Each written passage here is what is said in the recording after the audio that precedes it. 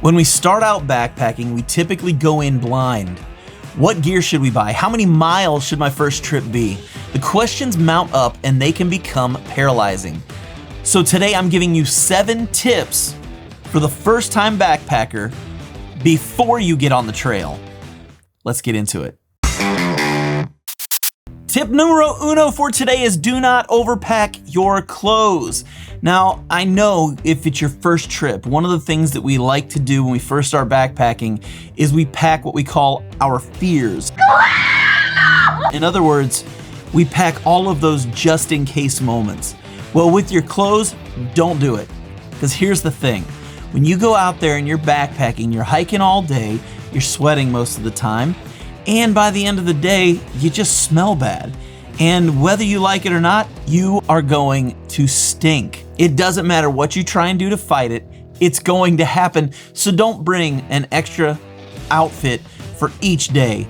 In doing that, you're making your back pay the price for it because that's a lot of extra weight. Most people, when they're trying to lower their base weight, one of the best things they can do is actually bring less clothing. You don't need 4 pairs of socks and 3 pairs of underwear. You don't need 2 or 3 pairs of pants, an extra 2 or 3 t-shirts. You don't need all this extra stuff. Bring an extra pair of underwear, maybe an extra pair of socks. Maybe bring a dry shirt to wear at the end of the night if you're hiking out in hotter weather. When you go backpacking, if you start off by not doing that, you're starting off on the right foot, I promise. I don't care how clear the water source is that you're going to. Tip number 2 is always filter your water. I know a lot of people who go out on their first backpacking trip and they see this beautiful mountain spring and they think, I'm just gonna drink mountain water. And that sounds great until you get Giardia. Then you start having things happen to your body. As someone who's had Giardia, I promise you, don't risk it. Always make sure you filter your water. And filtering water nowadays is so easy. You've got all these different kinds of filters that you can get your hands on. It really doesn't matter which filter you use. It's so easy to filter your water nowadays using these squeeze type filters. Whether you're using the Quick Draw from Platypus, using the Be Free filter or the Sawyer Squeeze, they're all fantastic filters. I've gotten the chance to use each of them myself. They're all fantastic and relatively inexpensive. You can even buy the Sawyer Squeeze at your local Walmart for about $25, $30. Now, filters do fail from time to time, so it's wise to have something like these potable aqua tablets or something like Aqua Mira that you can put in your water that's a treatment that kills all the bacteria and all the nastiness that's in your water.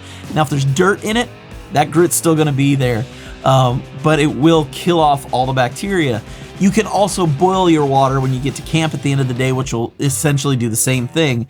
The only thing is, if you plan on not taking a filter and you want to boil your water every time you get water, expect for a longer hike because you're gonna have to stop every time you go to a water source, boil your water, put it in your bottle, and then you're not gonna get to drink it for a while unless you like drinking hot water when you're hiking. It's always wise to make sure you have a filter with you whenever you're in the backcountry. Tip number 3 is all about how you buy your gear, and it's called the 1 of 3 rule. And it basically goes something like this. You've got cost, quality, and weight that you have to worry about when you're buying backpacking gear. Cost, because I don't want to break the bank. Quality, because I don't want my gear to break. And 3, weight, because I don't want to break my back. It's really important to understand that those 3 things are kind of the 3 basic qualifications for how you buy your gear, and you're never gonna get all 3. In other words, you're not gonna get something that's high quality and low weight at a cheap cost, most of the time. You're not gonna get something that's cheap and low in weight that is high quality, most of the time. You're also not gonna get something that's cheap, that's high quality, but is lightweight. It's just not gonna happen most of the time. The reason I'm saying most of the time is because there are those special deals that happen from time to time where there's a major sale going on with something and you can get all 3 of those things. Or there's a piece of gear like the Nightcore NU25 headlamp. I've had this thing for several years now and it is still my favorite headlamp. It cost, I think, $25, $30, and it has been amazing. It has just the right amount of lumens. It's rechargeable. It's super lightweight.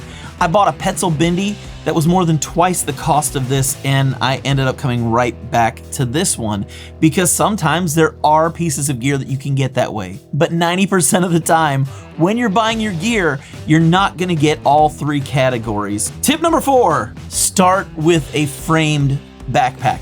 Now, if you're somebody like me, when you got started backpacking, as you are right now, you're probably watching all kinds of YouTube videos about what gear you need to have to get out into the backcountry, and you've probably seen more than one video where people are talking about frameless backpacks.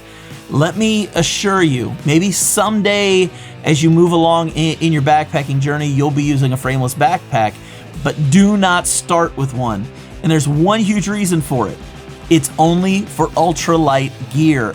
You are starting out, which means you're probably not starting out with all ultralight, super lightweight gear. Unless you have an endless supply of money, you just can't start like that because ultralight gear isn't cheap. And so frameless backpacks, while they're nice because they weigh significantly less, most of the times under 1 pound, than your average backpack, they do have one major problem. They typically only carry 18 to upwards of 25 pounds of total weight. Typically 18 is right around the high point for those. That's including your food and your water and any kind of consumable that you have with you on the trail. That's all in 18 pounds. That's not a lot of weight. You've got to be carrying about a 9-pound base weight to be able to do that comfortably if you're going to be out backpacking for upwards of a week. It's very difficult to use a frameless pack when you first get started because your gear is going to be heavier. So start with a framed backpack. It could be something like the Osprey Atmos 50 liter. I have one of those here that I've used before. It's a great pack to get started with.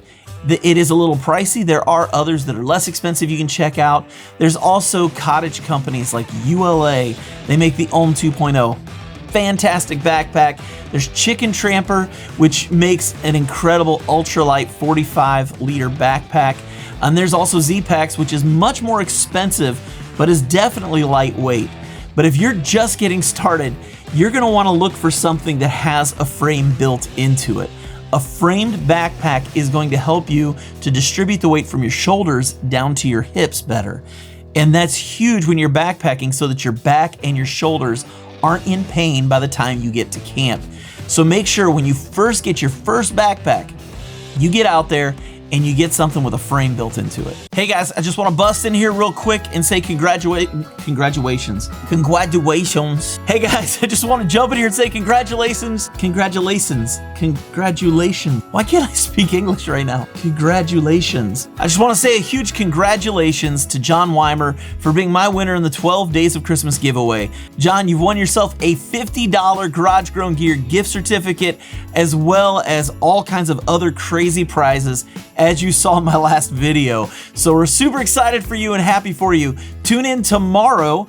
The first of the year, 2023, In Our Element is going to be talking about their giveaway and who won.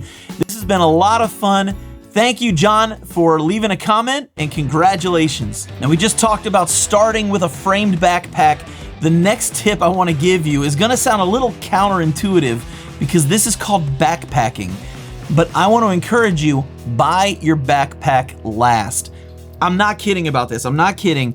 Buy your sleep system and your shelter system first. In other words, buy your tent or your hammock, buy your sleeping bags, quilts, underquilts, sleeping pads, pillows. Buy all of that stuff before you buy your backpack. You could go out and buy this awesome backpack. Then you go and buy all this gear to go with it and find out that none of it fits. This happens more often than you realize. It's wise to go ahead and buy the gear that you want to use and then buy the backpack that matches it perfectly. Make sure it's the last thing you buy so that you know that the gear you get will fit inside of it.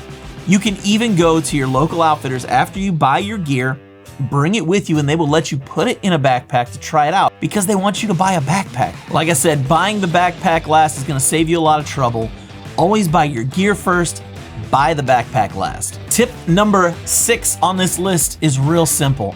On your first backpacking trip, hike low miles. And when I say hike low miles, I'm talking no more than 2 miles out to a campsite.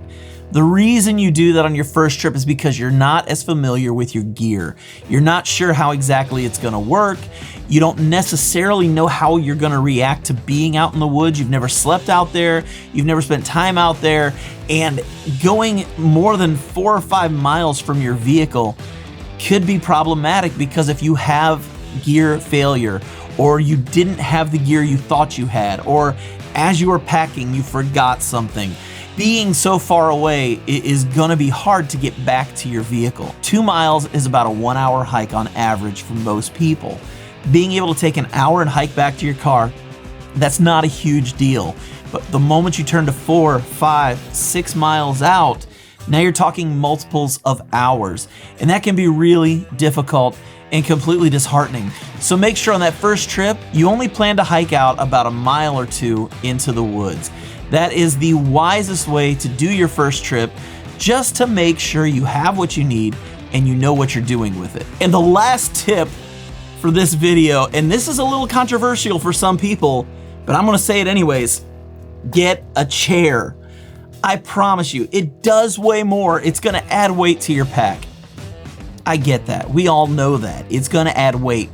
But at the end of the day, when you're at camp and you're sitting there in a comfortable chair, you're not sitting on the ground or on a log with nothing to lean your back into, you're gonna be sitting there with all kinds of jealousy for the people sitting around you. I promise you, getting a chair is gonna make backpacking way more enjoyable at the end of the day.